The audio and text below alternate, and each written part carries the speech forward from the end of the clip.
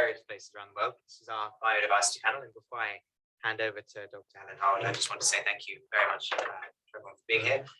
We do have a hard stop at 3:45, so we'll have to keep to time, but hopefully that won't limit the discussion anyway. But Helen, thank you so much for your patience. Over to you. Thanks, Jerome, and hello, everybody. Thanks so much for joining our panel today, where we'll be covering priorities for policymakers in addressing the complexity of land use and biodiversity interactions. I'm also pretty curious about this hybrid format as well and see how that works out. So we anticipate spending the bulk of the session in conversation and the last sort of 10-15 minutes for the Q&A from the audience. So definitely keep your questions coming in throughout the session. So first of all, I'll spend around 5 minutes just framing the session before moving to the panel discussion. So in February this year, we published a Chatham House paper on food system impacts on biodiversity loss, where we synthesize evidence from the literature to identify 3 key levers for food system transformation in support of nature, and also set out a range of recommendations for action. So in terms of background context, of course, biodiversity loss is accelerating around the world. The global rate of species extinction today is order of magnitude higher than the average rate over the past 10 million years. And the global food system is the primary driver of this trend. So over the past 50 years alone, the conversion of natural ecosystems for crop production or pasture has been the principal cause of habitat loss, in turn reducing biodiversity. And current food production depends heavily on the use of inputs such as fertilizer, pesticides, energy, land and water, and on unsustainable practices such as monocropping and heavy tilling. So this has reduced the variety of landscapes and habitats and threatened or destroyed the breeding, feeding and nesting of birds, mammals and insects, for example, and crowded out many native plant species. Also, as a major contributor to global greenhouse gas emissions, our food system is also driving climate change, which further degrades habitats and causes species to disperse to new locations. And in turn, this brings new species into contact and competition with each other and creates new opportunities for the emergence of infectious disease. So our food system has been shaped over past decades by what we describe in the paper as the cheaper food paradigm. And this is essentially a range of policies and economic structures that have aimed to produce more and more food at lower costs. And the paradigm is made up of a series of vicious circles that interlock and kind of spur each other on. And one example being the degradation of soils and ecosystems through intensified agricultural production, which drives down the productive capacity of land, necessitating even more intensive food production and land conversion to agriculture to keep pace with demand. So growing global consumption of cheaper calories and resource intensive foods further aggregates these pressures. So without reform of our food system, biodiversity loss will continue to accelerate.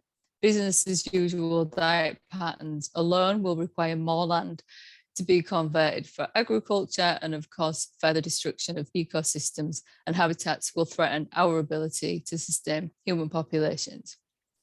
So in light of this, we propose that reform will rely on the use of 3 principal levers. So firstly, global dietary patterns need to converge around plant-based diets, owing to the disproportionate impact of animal farming on biodiversity, land use and the environment. Such a shift would also benefit the dietary health of populations around the world and help to reduce the risk of pandemics. Global food waste must also be reduced significantly.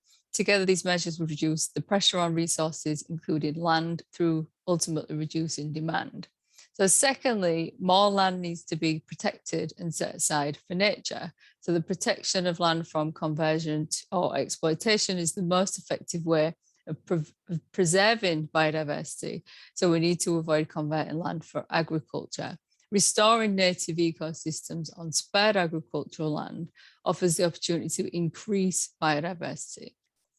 So thirdly, we need to farm in a more nature-friendly, biodiversity-supporting way, limiting the use of inputs and replacing monoculture and polyculture farming practice.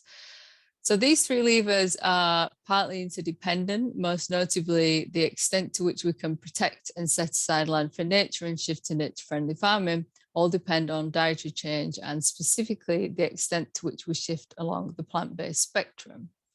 So the year ahead offers a potentially unique window of opportunity for food system redesign. We have a series of international summits and conferences taking place, including the UN Convention on Climate Change, COP26, and the UN Convention on Biological Diversity, COP15, which will of course be continued next year.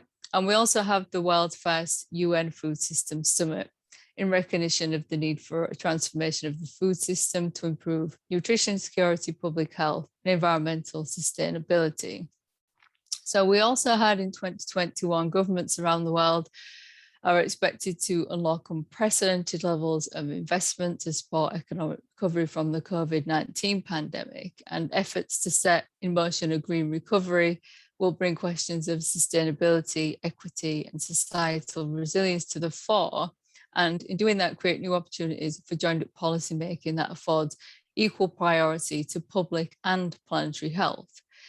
So in light of these opportunities, our paper sets out recommended action on 3 fronts if efforts to establish a biodiversity food system are to be advanced in 2021. So first of all, international decision makers need to recognise the interdependence of supply side and demand side action.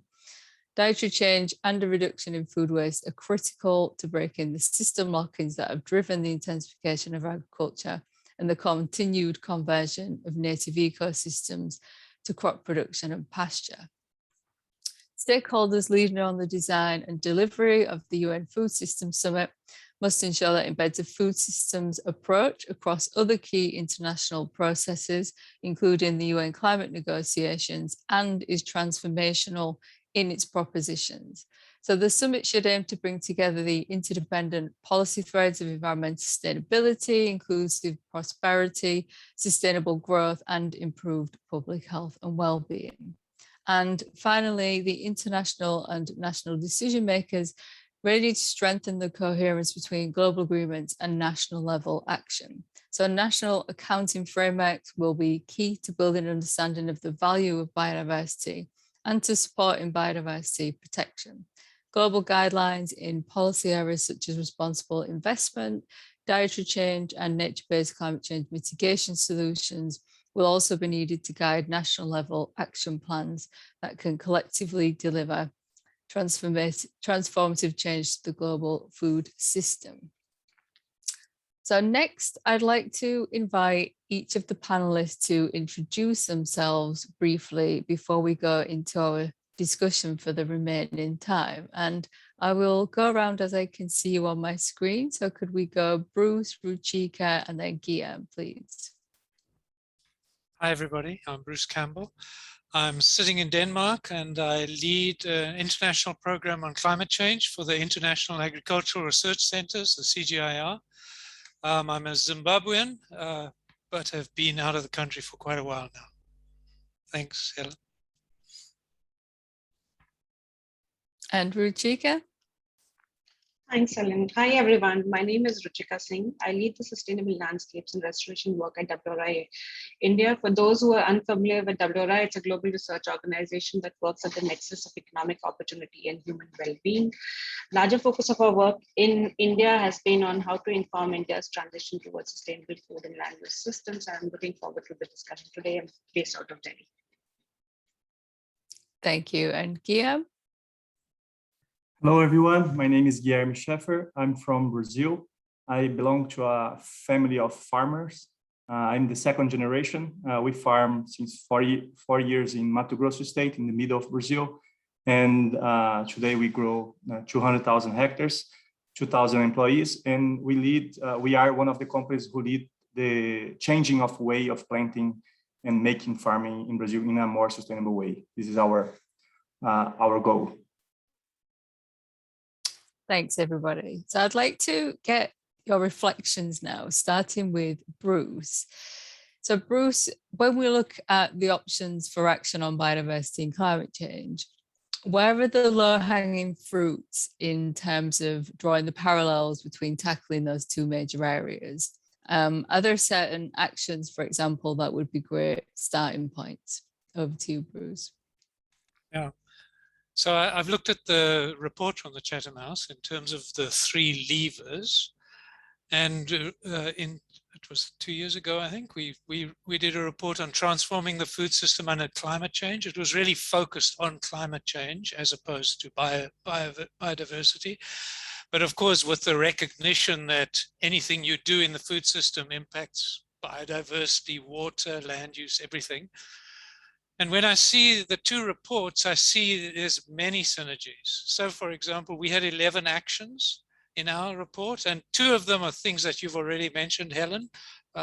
Changing diet consumption, absolutely crucial from a climate change perspective, and food loss and waste issues, absolutely important from a climate change perspective. The Chatham House report, protect and set aside areas. And one of our big ones was agriculture cannot expand beyond its current boundaries into more natural areas. So I think there's a lot of synergies there as well. And then the last one, of course, is your sustainable farming one. And there we have many of our actions relate to that. For example, reducing nitrogen inputs, those sorts of things. I think the slight difference between a climate change focus and a biodiversity focus is related to climate change adaptation, where the focus must be on low-income countries because of their real needs for adaptation. And there it is about poverty reduction, it's getting better yields, it's getting markets working. And there's some areas there where you could see trade-offs developing between a biodiversity angle and a climate change angle. Back to you, Helen. Thanks, Bruce. I'm really curious. Could you give us one example of those trade-offs before we move? Yeah, sure. So one of them, in your report, you talk about cheaper food, and I think, and it's, it's totally bizarre. We don't pay what we should for food. There's many hidden expenses in that food that is coming to the supermarket. But in the US, you're spending 8% of your expenditure on food. In Kenya, you're spending 46% on food. And therefore, if you put the right cost of food into a Kenyan situation, it's going to be terrible for very poor people. So there is a real need to reduce the cost of food in a low-income poverty type situation. So just how to do that is an issue. And the adaptation agenda is really about getting people in a better place in terms of their livelihoods, because the wealthier you are, the more assets you are, the better able you are to adapt to climate change as well. But yeah, I'm sure we could argue about that as well. No, I think that's a good point. And in the paper as well, we did highlight that really the answer isn't to have this ever lowering price of food, but really is to bring people out of poverty so that they can actually afford food that covers its true cost. And I think that's really the key place that we need to move to. Thanks, Bruce. That was really, really interesting. So next, shifting to agricultural policy.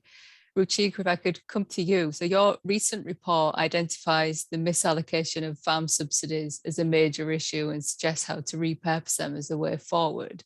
Could you tell us more about the background context for the report and unpack the need for shifting those agricultural incentives?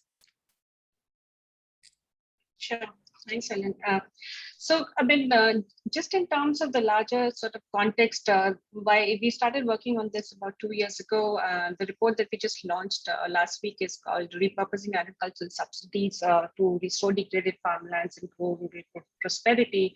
And the larger sort of focus has been on, we've seen that there is a lot of destruction and degradation of natural resource base, which is putting people, ecology, and, economy at risk.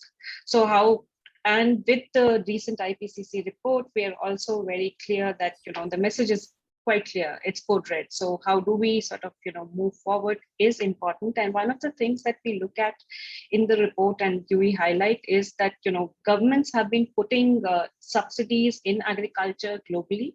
These are all well-intentioned and important because, farm subsidies help in meeting a lot of important policy goals, whether it's around, food security, improving farmer incomes and seeing, there is equitable distribution. How do we think about increasing agricultural productivity, fighting poverty, or achieving, self-sufficiency in production? However, these are the core goals, but, what's also not, what we found is, what's not working is, the basic goal of boosting crop yields and incomes for rural areas is not necessarily working. And if we look at the example from the Green Revolution in the 50s and 60s, there was much more impetus on, providing farmers with fertilizers, pesticides, and, technical support, etc., that may be needed to bring millions out of poverty and also, see how we can grow food. But with the change in time, what we are also seeing and very clear in the Indian context, for instance, there is, our soils are degrading. There is, a crisis in terms of, agrarian distress. That's quite clear. And, how do we work towards improving agri-biodiversity or, also the soil health? So these are sort of important issues. So the larger sort of background looks at, the subsidies aren't working, whether we look at the Indian context. Look at the report talks about a lot of global examples and case studies from Malawi to Indonesia to Brazil to kind of unpack the reasons of and look at closely why some of these, subsidies are not working and the how it potentially could be done. And that's where, restoring farmlands, whether, through different nature-based interventions or rather working with nature could have multiple benefits, whether it's in terms of, increasing biodiversity, better soil quality, higher crop yields, food security, low carbon development. So whether it's sustainable regenerative agricultural practices or agroforestry, etc. So there's a lot to unpack and I can, so those are the issues that become important to look at. And and that's the reason why you should potentially think about redirecting subsidies. Of course, this would be different for each country is different and unique. So you can't have the same sort of a framework that would work for different countries. And how do you plan for restoration, of course, would be very important. And I can come back to examples later needed. The last point that I would like to make is, I think this was touched by you and of course Bruce also kind of mentioned, is this larger issue when we are talking about that there's so much of these incentives are going into food production, but if we look at what happens post-harvest, there's so much of food loss from farm to plate, as well as the IPCC report again talks about a lot of methane emissions, etc., that are emerging from that. So need for more circularity and thinking about food loss and waste in that context. In fact, we just released another report on this 2 weeks back, which specifically looks at, in the Indian context, what are the key reasons for food loss and waste. So a lot to unpack and, how do we think about circularity, etc. Yeah, that's another really good point, actually, circularity. It's a really, I think will only become more and more topical going forward as well. Some really interesting points there, and I think there's a lot that I'd like to ask more about, but I was just curious when you were talking about why agricultural subsidies don't work. I mean, was there any kind of one major overarching reason that kind of applied to most of the contexts or countries that you looked at? So there were different, obviously, reasons because of which, excess subsidies are leading to poor soil health or not improving farmer incomes as it should. So, I mean, if I look at just the Indian example, there's so much of inputs that have gone for fertilizer subsidies. There's also free power, mostly in most of the states, and it's also leading to incessant water abstraction. So there's a larger sort of a political economy question that comes in, and how does one deal with that? And you see a lot of that happening in terms of what is really being incentivized. So for instance, in a lot of countries, given the particular time, there might be more food production intensification led to deforestation. So you do see a trend. Of course, in the Indian context, it's more related to soil health, etc., and not related to deforestation, because the laws are pretty strict since the 80s. Great, thank you. And if we can now kind of shift over to practice, Guillaume, do you have any general or more specific reflections on what's been discussed so far, either around the Chatham House report findings or what the other speakers have said? And can you also tell us about Shkefa's group's philosophy on sustainability and initiatives on the ground in South America? Sure. First of all, I'd like to point my point of view on the subsidies that Ruchika was saying. In Brazil, I think we almost don't have subsidies, but when we have, I think the bad message that it makes, it keeps the bad farmers alive. Like the farmers who doesn't have good yields or doesn't take care of the soil, they keep alive. It doesn't let the natural selection happen. And the farmers sometimes farm what has more subsidies, not what's better for the soil. So I think has to be the subsidy to the way of farming, not just because you are a farmer. You have to do something else. Talking about the report I've read of Chatham House, I found very, very interesting things that I agree, most of the things. For example, the tillage. I think it's a disaster, and there will have to be a debate between what is better for the earth and what's the better for the consumer. I think there are some, for example, some farmers who are trying to make organic at any cost, and they, for example, here we have 2,000 millimeters of rain per year. If you tillage, you break the structure of the soil, the rain wash, but you make organic because you didn't use herbicide. So I think have to be a balance between modern agriculture and the organic, more traditional organic way. I think both ways of farm have good solutions, that you have to use the best part of each. This is our opinion. Other point that I saw in the report is the biodiversity and of the polyculture instead of monoculture. I'm not sure about this. We have made some research on our farming, and we took examples of the soil from the savanna, for example, and the soils we farm 30 years already, 2 crops, soybean and cotton, but every year soybean and cotton, for example. And the DNA showed us that the biodiversity on the soil farming is higher and wider than the biodiversity on savanna. And also the functionality, also not just the biodiversity, but the functionality of these organisms. So if you look at nature, they don't change. Nature doesn't change the trees every year to a different tree. They have a diversity, but it's established diversity. It's not a diversity that changes every year. So I think the established selects the better way, the biodiversity that works for what you are doing. So I have my doubts. I'm not affirming that it's what is wrong, what's true, but I'm not sure that the problem is the monoculture. I think it's the way they make monoculture. I think is more important, the kind of fertilizer they use, the excess of chemicals you use. I think this is more important than the culture itself, the crop itself. Yeah, well, I can talk more later if you have more other questions. Yeah, sure, Guillaume, it would be good if we could hear a little bit about the philosophy that you use in the SCEFA group on sustainability and initiatives on the ground, if you have anything to add on those fronts. Sure. I'll try to summarize briefly. We were farming like since 4 years, and we were having profits, good yields. Yields was increasing every year. But we noticed that every year we were increasing also the use of chemicals, mainly fungicides, insecticides, because the way we were farming is attacking the consequences of the problems, not the cause of the problems. So about 5 years ago, we changed we start to think out of the box, see other farmers, different cultures, different ways of farming, organic, semi-intensive. And we saw that our problem was the imbalance of the life in the soil.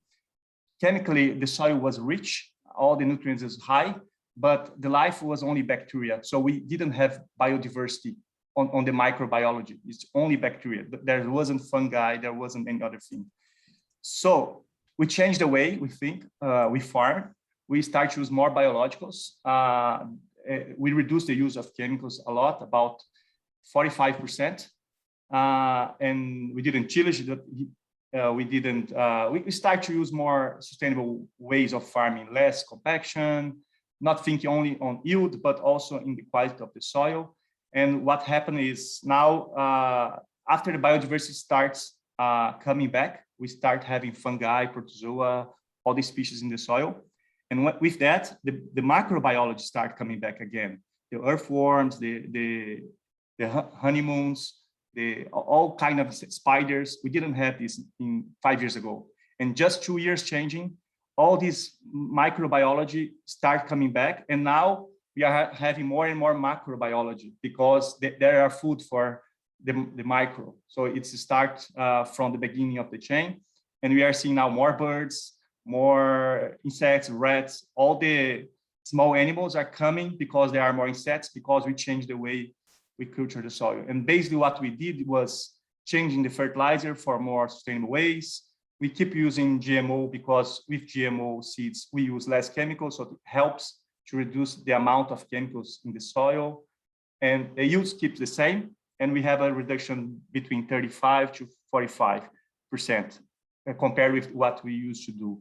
So the philosophy of Schaeffer is how to make a better farming with keeping the yield, but also keeping the soil health well, but not just thinking only on how, not organic is not our focus, can be a consequence, but the goal is how to make a farming productivity, high productivity, and also using less and less synthetic chemicals like nitrogen, for example. It's a big problem and it's very hard to reduce because you have to keep the bacteria. So, but I think it's start, and at every step that you make is getting better and better because the natural elements come back, and it's the hardest part is to change the mind of the farmers or the mind of the managers, but it's possible, and it's not necessary that you should be not profit to be sustainable. I think the two things can go together.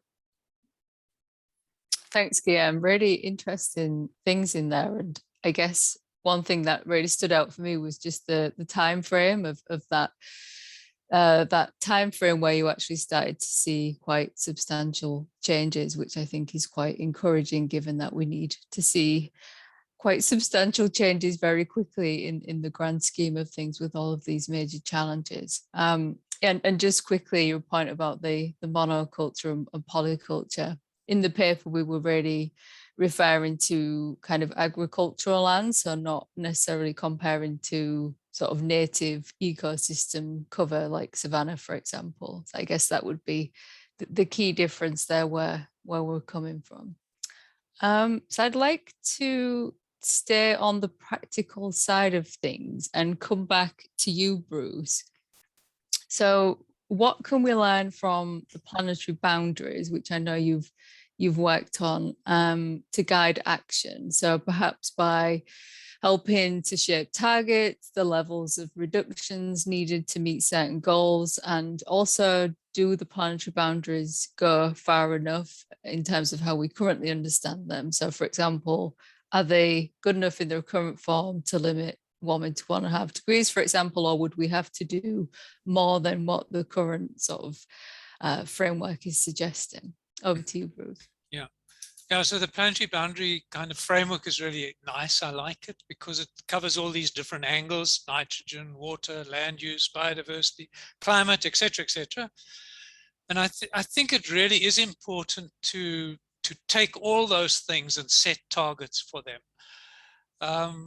And as you know, in the climate arena, the climate target is 1.5 degrees. And we're not getting anywhere near that target at the moment. But I think it's also really important if one's going to be practical about it. And the first step is setting these global targets, but it's definitely only a very small first step, because then one has to go beyond that. And I think there's many ways of going beyond it. Let's just take the nitrogen issue, for example. So there can be a global target or a regional target around nitrogen, the nitrogen cycle, and limiting leakage into the environment. But it has to be so context specific. So for example, I'm living in Denmark. They put on almost 200 kgs of nitrogen per hectare under very controlled conditions, but still it's a huge amount of nitrogen.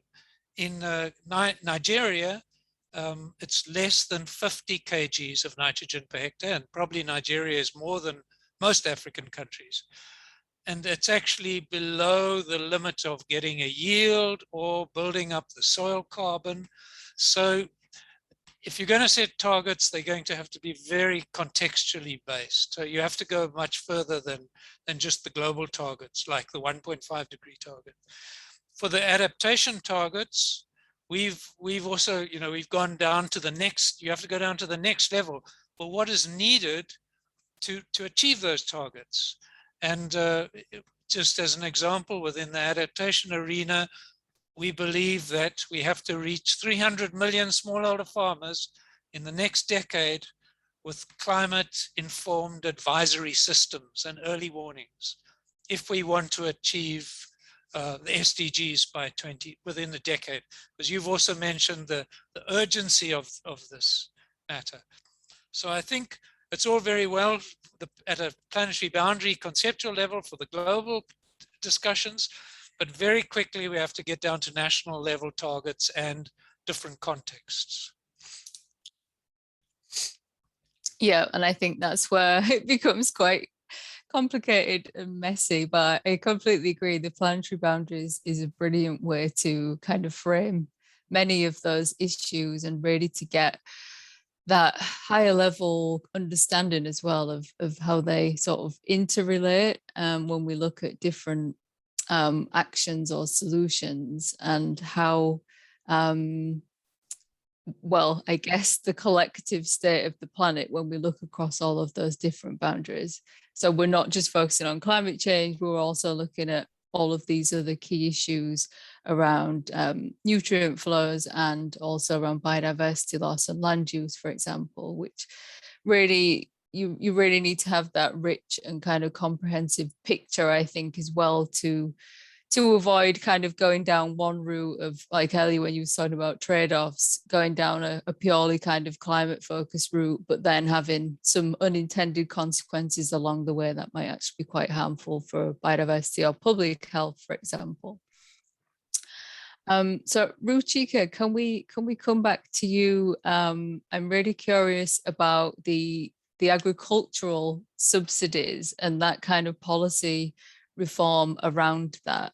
So can we learn anything from your findings more broadly? I know that you was talking about some quite specific regions, but for example, are there lessons there that we could take to high income countries, for example? So in the UK, we currently have our national food strategy and the reorganisation of agricultural and environmental policies following Brexit. So I just wondered, are there any kind of lessons that we could take from your work?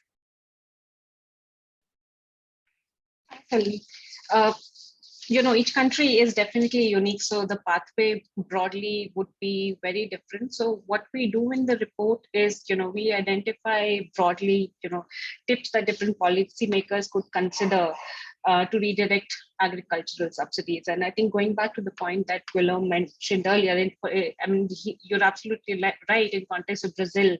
It's not the agricultural subsidies. That's definitely much lower. What we say in the report as well, it's a rural credit and other support. And also incentives, positive incentives that one are seeing, whether it's in terms of fiscal transfers, etc. So obviously there are different things to look at. So absolutely agree with you on that. But broadly, in terms of that, what are the larger, based on the analysis of some of these global cases, the four sort of big issues that we talk about is when we are thinking about the tips in terms of redirecting subsidies, how do you think about repurposing, creating the right incentives, whether it's thinking about small landholder farmers, and how do we sort of have a more peer-to-peer learning, how do we build some of these issues becomes important to look at. What is also important is, when we talk about underperforming subsidies, and they won't get into the details, we sort of in the report, just based on, what's gleaned from different examples, the issues that become important is, how do we think about removing subsidies in areas where high yields can't be sustained or soil degradation is high. So, repurposing through financing restoration techniques, for instance, in those cases might work. And I think that's where, restoration, regenerative agricultural practices or low carbon farming, etc. at the larger landscape level, how do we plan for that? Those issues become important. The second is in context of looking at, enabling markets for different ecosystem services. Can we develop programs around paying farmers for ecosystem services, but fully sort of, incentives that work and doesn't lead to more exclusion, which is very important. So these obviously need to be designed the right way, whether it's, whichever context we may be looking at becomes important, and specifically considering, local smallholder farmers and their interest. And because a lot of times what happens is the subsidy programs, the way they are designed, the benefits go to either large landowners or to corporations. Can some of those be redirected? And how do we plan for that? And I think it goes back a bit to the point that Bruce made, I think, earlier as well, when and which came out during our discussions as well. Should we be paying more for the food that we eat? So when we are thinking about repurposing, there's whole gamut of issues that one needs to kind of look at, and how do you plan for these issues in the global north. In the UK, land rights may not be an issue, but in a lot of other countries, that's going to be especially an issue, like in India with small landholders. How do you sort of deal with that? And the larger sort of focus on investments and how do we monitor and do peer-to-peer learning becomes important. I think there's a lot that we could learn in terms of, can we track, if saying some subsidies can be repurposed, everything can't be. It depends on, if it's free water or power, what are you going to repurpose, because it's actually a deficit. So there would be, issues like that, and which are very country specific and unique, which would have to be thought about when one is thinking about, planning, how do we do it right?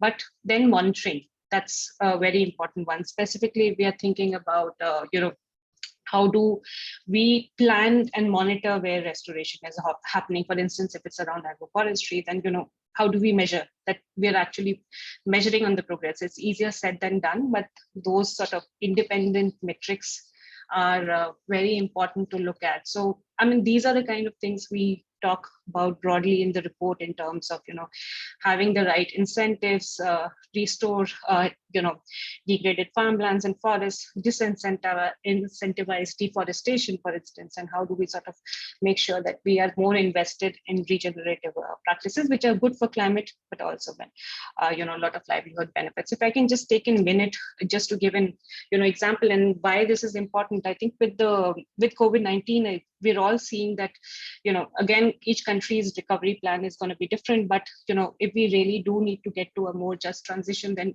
investing in rural livelihoods is important in a country like India, but also in other countries. So how do we do that right? And what we are seeing in our own example, we're working on sustainable landscapes and restoration in, central India and Madhya Pradesh, is working with, the government, but also civil society organizations and local partners to plan at the landscape level and then see how some of these practices work on ground better. So it's messy, but a lot of learnings on the way. Yeah, thanks, Ruchika. And I guess it could get a whole lot messier without those interventions actually happening. I think what's really interesting to me is the potential there for the kind of read across many different policies. So for example, if we look at restoration and the kind of carbon dioxide removal potential of that and the biodiversity restoration potential of that, it really kind of lends itself to then tie in together climate change mitigation policy and biodiversity policy. So I think there's some really good and promising synergies in there. I guess that the big question is how policy can be joined up in those ways to actually accommodate those things. If anyone has any examples of where that's been done, please feel free to unmute and jump in and share those with us. I have an example that I think as a policy, it wasn't a policy of government, but it was a policy of the chain. In Brazil, as everybody knows, we had a lot of illegal opening of Amazon, but a lot of legal too. And a way of stopping to open clearly more the forest was the main buyers, the big trade houses, they united and they established agreement between them that they wouldn't buy soybeans or grains, that the lands that was open after 2008 as a mark. So if you farmer open after 2008, they don't buy the grains of that land, even that it was legal by the government. So in my opinion, that works very well, because that lands that are not open or were open after, the value of them are lower, and nobody has incentive to open anymore. Nobody that is that think legally. Okay, always there will be some people that don't think legally, but these are like murders, or they have to go to the prison. But I mean, the normal people, it helps very well. The commercial blocks works very well, maybe more than the incentives, because incentive doesn't arrive to the pockets of who needs. So I think as for example, Bruce said, the nitrogen, maybe we should, as a society should tax more the products that use more nitrogen from synthetic fertilizers, or incentive the ones who doesn't use. So I think incentives and taxes are the best things to change the way the farmer think, because in the end they think on the few farmers think on sustainability by heart, because they love, because they believe it's the new future. I don't know in world, but the farmers I know is maybe 20%, 80% think of how to make more money per hectare per year. So this has to be a policy of incentive or disincentivize use of, for example, urea. I think it works very well, as showed for the question of Amazon. Thanks, Guillaume. And you kind of led on to one of the other points that I wanted to touch on. And unless we have any questions from the floor, Jerome, do we have any questions to go to? I think we do, yeah. Let me be on roving mic here, Helen. Introduce yourself and then. Oh, we do have questions. Brilliant. So we do have mics in the ceiling as well. My name is Jamie. I'm a biology student at Oxford University. I was just wondering, we talked about like protecting kind of smallholders and targeting subsidies to and in such a way that smallholder farmers are not further kind of put at risk, and whilst also ensuring that perverse incentives are avoided. But I was wondering whether anyone could comment on how to ensure the rights of indigenous people that might not be farmers, but rather be hunter-gatherers or pastoralists, and whether subsidies can play a role in ensuring that these non-agriculture based kind of livelihoods of indigenous peoples are protected. Thank you very much. Thanks for that question. I guess Ruchika or Guillaume, did you want to come in on that one? Sure, I can go, and maybe if Gil wants to go after that.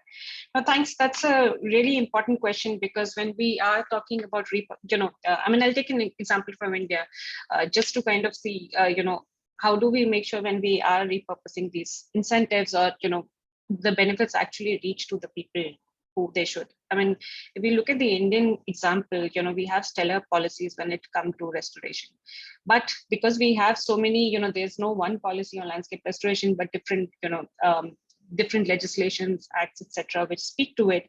A lot of time, what happens is they would be at cross purpose with each other, and that's where the challenge emerges. How do you sort of, at the implementation level, how do you kind of work with some of the governance issues that emerge? I mean, on one side, for instance, we have the Forest Rights Act, which recognizes the historical injustice that may have been done, where and recognizing community forest resource rights and individual forest rights, and then seeing that when the rights are recognized, how they can farmers or forest dependent population in this case could benefit from different local agricultural incentives, whether it's around livelihoods, etc. But the challenge is, if the rights itself are not recognized, how does it happen? So I mean, it's again, it's a very messy situation, and that's where much more reforms are needed. That how do we integrate at the local level and make sure rights recognition, of course, would be a big one to make sure that things do go right.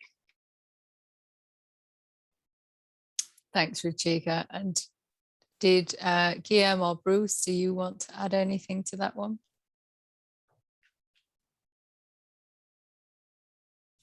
I guess just thinking about pastoralists in Africa, I mean, there has been one of the supposed interventions for improving the lives of pastoralists is helping destocking, for example, in droughts, and getting animals moving, so moving off the rangeland rather than them dying. So there are those kinds of subsidies. I haven't really thought through your question, though, in terms of is that a positive subsidy in Ruchika's mind or a negative one? But that is one that has been talked about. I suspect if you looked at subsidies, where they're mostly going to the cropland farmers as opposed to the pastoralists. So there's actually not a level playing field there, and one could try and argue for something different happening. If I can come in just very quickly. Sure. Yeah, sure. Just kind of going on from what Bruce said, I mean, if I take it to the forest rights example, and the subsidies question here. So there is, the minimum support price for minor forest produce that we have. So there is an incentive for forest dependent population to actually sell NTFPs, etc. There is also these, new Bandhan Kendra, etc. So in policy, some of these incentives have been created, but when you look at implementation, that's not really going as as well as it should, or it's quite dismal, if I can say that. So that's where I think the challenge emerges in terms of how do you working on some of the governance issues and working with policymakers, but also the other actors who need to be in the room is important if we really need to do it right. Thanks, Ruchika. And did we have any other questions, Jerome, from the floor? Yes, just the back there. There are microphones in the ceiling, so just speak loudly and clearly, and the panelists will be. Okay. Mine was it's just a question relating to the complexities around land use system. How would you, or how do policies start addressing the issues whereby you have countries or communities in developing countries that have both matriarchy system, a combination of both matriarchy system as well as patriarchy system? How do policies address those kind of things? Because they relate very closely to land use land rights and land use systems. So how can policies make sure that they're able to address those intercultural complexities? Thank you. And Guillaume or Bruce, did you want to take this one? It's much too difficult for me. I'm going to leave it to Guillaume. Thank you.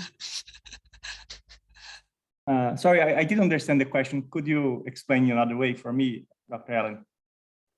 Or maybe if we have the microphone, could you hear it okay, Guillaume? I didn't understand the question very well. Could you explain in another way? Okay, we have policies that are, or we were advocating for policies that should be able to protect indigenous people in terms of land use, right? But then you have a policy that would talk about the land use, but specifically, we have communities that have got a matriarchy system and also a patriarchy system within the same country. I'll give an example of, I come from Malawi, and Malawi has both patrilineal system and matrilineal system, where land rights in a matrilineal system belongs to women. And when you go to a matrilineal system, land use, men have got a higher say when it comes to land use system. So in a way, it brings those complexities in terms of how policy should be able to address those differences in terms of land use and land rights that affect smallholder farmers in countries like those. So I just wanted to get your ideas on how you think the policy should be able to address that in terms of protecting indigenous people. Yeah, I talk about Brazil. We have the reserves here that belongs to the Indians and belongs to all the Indians. They don't have, each Indian has a small plot of the land, but all the reserve belongs to all of them.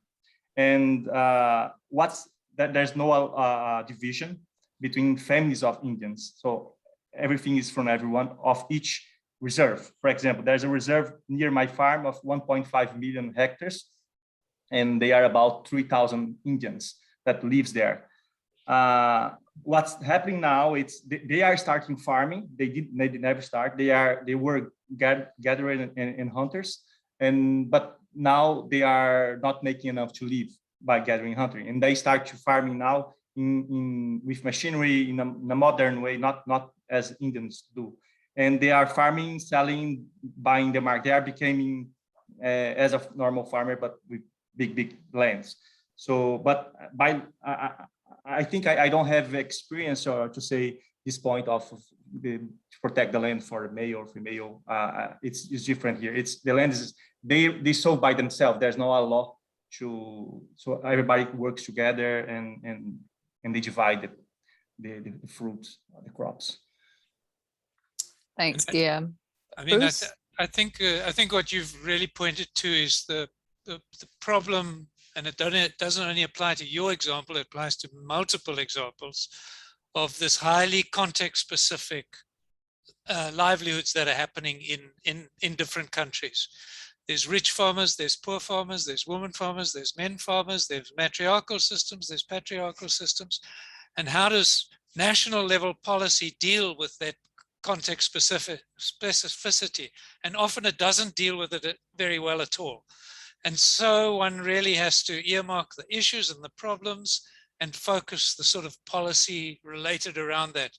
So for example, if there's a problem with land rights for women, then to try and focus on that as the policy area and enhance it. So I think your question sort of opens up a huge box of problems for the policy context and making everything really context specific. Thanks, Bruce. And Ruchika, did you want to add anything onto that one? Thanks, Ellen. No, I mean, I think I do agree with what Bruce and Gulam said. I mean, at the larger national level or subnational level, depending on the federal system, like if I take the Indian example, the policy, at least in the legislation, if there is more inclusive language, there is recognition of land rights, etc. These issues are mentioned.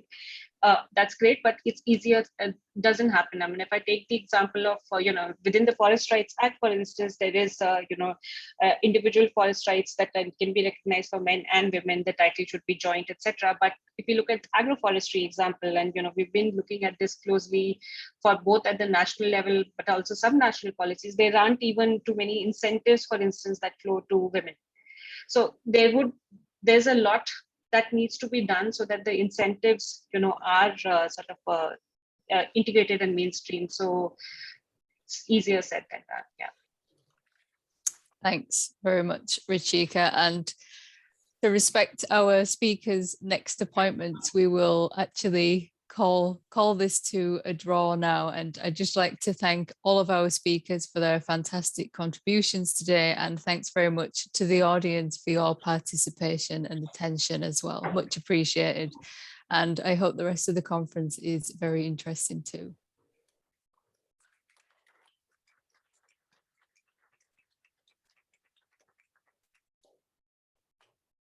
Wonderful. Thank you so much, everybody. I think further refreshments outside, and then we'll